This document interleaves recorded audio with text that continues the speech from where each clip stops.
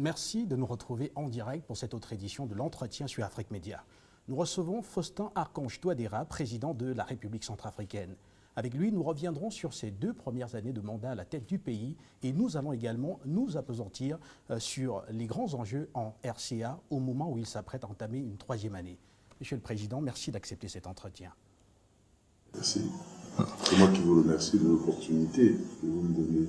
C'est un entretien double et pour cela, je suis accompagné de Vanessa Ngadinkoa, journaliste à la rédaction de la télévision panafricaine. Bonjour, Monsieur le Président. Alors, Monsieur le Président, en dehors de cette aide militaire que la Fédération de Russie aujourd'hui apporte de façon gratuite, vous l'avez dit, est-ce qu'il y a d'autres domaines d'interaction ou est-ce qu'il pourrait y avoir d'autres domaines d'interaction entre la République centrafricaine et la Fédération de Russie? Je pense notamment au domaine minier, à l'éducation, à la formation des cadres par la Russie, par exemple, les cadres centrafricains par la Fédération de Russie aujourd'hui. Notre souhait, c'est de voir élargir cette coopération. D'accord. Comme dans les autres États, d'élargir cette coopération dans d'autres domaines. Et vous savez que depuis très longtemps qu'il y a une représentation de la Fédération de Russie en Centrafrique. Oui, tout à fait. Et ce n'est pas la première fois que nous avons un partenariat avec la Fédération de Russie. Donc, nous voulions aujourd'hui, même à travers cela, coopérer, développer un partenariat dans tous les domaines. Nous avons des partenaires russes qui peuvent nous appuyer dans d'autres actions, dans le secteur privé ou autres. Et je pense qu'il y a un champ. Aujourd'hui, nous sommes dans la mondialisation.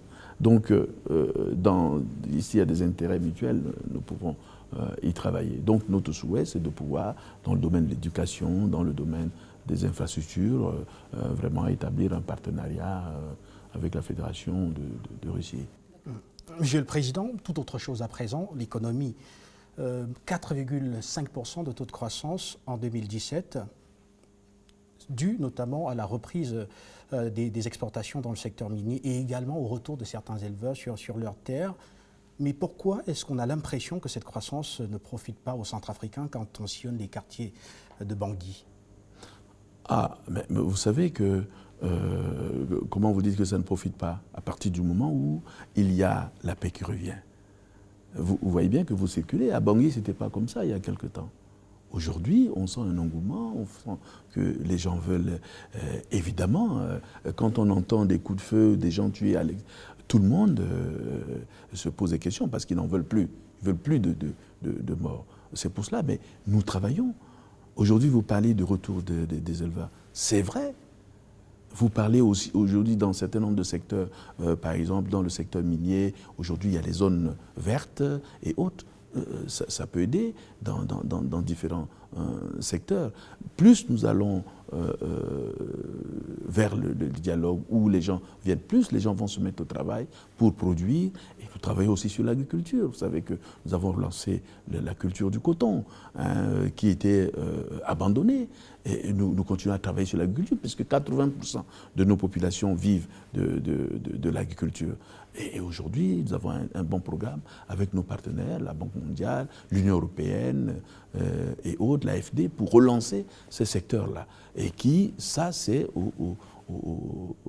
pour vraiment aider nos compatriotes à mieux vivre. Mais je pense que les effets sont peut-être pas selon vous, pas lents, mais très très lents, pas visibles, mais nous sentons cela.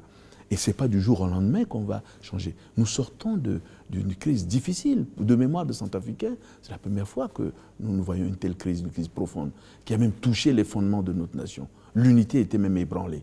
Il n'y a plus tout le pays est touché par cette crise. Donc ce n'est pas du jour au lendemain que on va vraiment balayer tous les effets néfastes de cette crise. Il nous faut beaucoup de travail. Les Centrafricains ont montré leur capacité de résilience.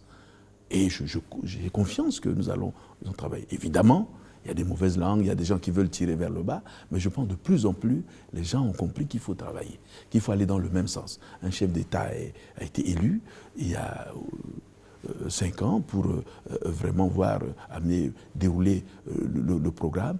Donc il faut que tout le monde se mobilise. C'est notre pays en partage. Nous devions nous mobiliser pour travailler. Évidemment, il y a encore des défis. Il y a des défis auxquels nous sommes confrontés et on va y travailler. Monsieur le Président, quand vous dites qu'il y a des mauvaises langues, des personnes qui tirent vers le bas, est-ce que vous tentez de dire qu'il y a des personnes qui veulent déstabiliser la République centrafricaine?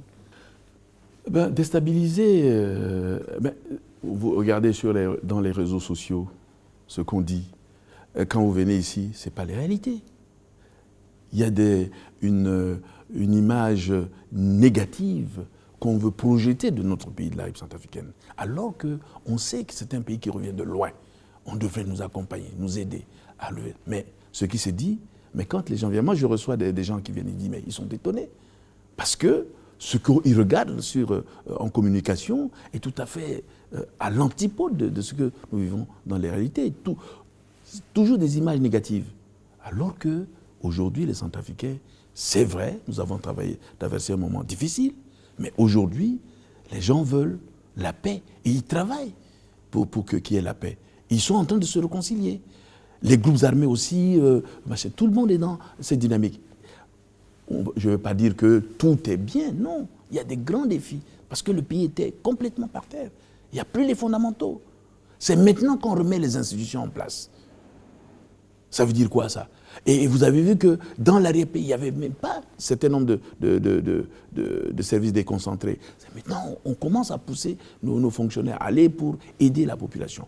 Il y a encore des poches de violence. Il y a des Centrafricains qui souffrent encore. Il y a un certain nombre de choses qu'on voit. Mais ce n'est pas en un seul jour. Et c'est pour ça que j'invite nos compatriotes à se mobiliser. C'est notre pays en partage. Ce n'est pas les faux débats sur sur le net, sur le machin, pour donner une image négative du pays, alors qu'il y a des progrès qui se font. Et on a besoin de progresser. On ne va pas dire que tout est bien, non.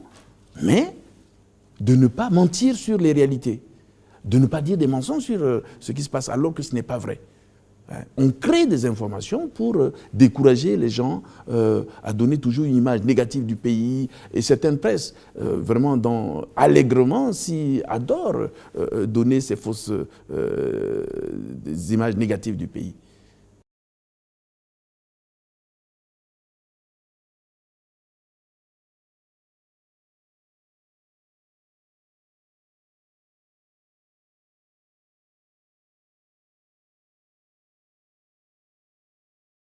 Bon, vous savez, les organisations non gouvernementales, au moment où on a des difficultés, beaucoup d'organisations nous ont aidés. On supplie l'État, il faut le reconnaître, qui travaillent au prix de leur vie. Certains ont trouvé la mort par-ci, par-là. Et aujourd'hui, avec les violences, il y a encore des urgences humanitaires. Donc nous avons besoin de ces organisations. Mais comme vous le dites, il faudrait remettre tout ça dans un cadre. Il faut remettre tout ça dans un cadre approprié pour savoir. On a besoin. Moi-même, j'ai fait campagne pour qu'on nous aide parce que nous ne sommes pas suffisamment aidés. Même dans ce domaine-là, les urgences par rapport aux besoins réels, on n'a pas mobilisé suffisamment de moyens pour nous aider. Ce que vous dites, il y a des urgences. On a besoin d'être soutenu. La population a besoin d'être aidée. Ça, c'est vrai. Mais des campagnes qui prennent une autre... on en a vu, mais c'est dommage que cela soit ainsi. Mais j'apprécie vraiment beaucoup d'organisations non gouvernementales, nationales ou internationales, nous aident beaucoup et sont au chevet du peuple centrafricain. D'autres ont été... D'ailleurs, il n'y a pas récemment, il y a eu des cas de violence, même des gens tués, qui étaient venus nous aider et qui ont trouvé la mort. Donc ce que nous déplorons et ce que nous condamnons. Nous condamnons ces gens d'actes qui n'honorent pas la République centrafricaine. Alors, nous sommes bientôt arrivés au terme de cet entretien, Monsieur le Président. Et tout à l'heure, on évoquait l'axe politique de votre mandat. Et on voit que vous avez une politique de grands travaux pour stimuler la croissance économique. On voit que la RCA est en chantier, effectivement. Mais comment est-ce que vous pouvez garantir que cette croissance qui va naître permettra aux Centrafricains de pouvoir regagner un peu de dignité ?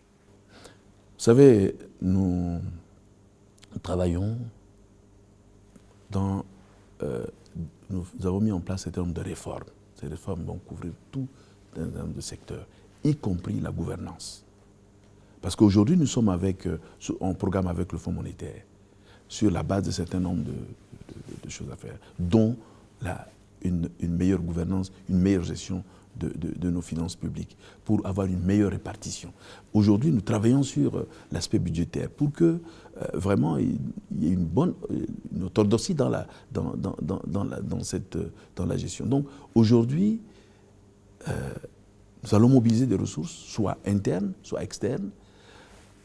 Dans un certain nombre de programmes, on avait cité le RCPCA tout à l'heure, sur des programmes bien ciblés, qui touchent vraiment les priorités sur lesquelles nous nous sommes entendus avec nos compatriotes. Parce que le RCPCA, il y a eu un processus participatif, où on a non seulement le projet de société que j'avais présenté, mais encore, nous avons fait un travail auprès de la population pour savoir quels sont vraiment leurs besoins réels. Et ces besoins ont été identifiés, ensemble avec les partenaires. Et c'est sur ça que nous sommes en train de travailler pour les 3-4 prochaines années. Et on a pu mobiliser cet nombre de jours. Nous demandons à nos partenaires d'être plus flexibles dans leurs procédures pour que nous allions vite, parce que la population en a besoin. Il y a une forte attente de nos populations. Sur le plan interne aussi, nous mobilisons des ressources. Nous faisons des réformes pour que vraiment les recettes de l'État soient au niveau demander et qu'il y ait une bonne gestion de ces recettes-là en direction de nos populations. Nous travaillons sur les programmes sociaux de base. Vous avez vu, parfois sur des recettes internes propres, nous avons engagé des travaux, des rues, des dispensaires, des points d'eau que nous sommes en train de faire pour que nos populations puissent vraiment vivre décemment. Je sais que le défi est grand, mais nous faisons progressivement. Et sans ces réformes-là, sans cette gouvernance, une bonne gouvernance financière, ça va être difficile. Et nous avons compris, et c'est dans ce sens-là que j'ai instruit donc le gouvernement à travailler dans ce sens. Oui. D'accord. Alors, merci beaucoup, Monsieur le Président, de nous avoir accordé cet entretien. C'est moi qui vous remercie.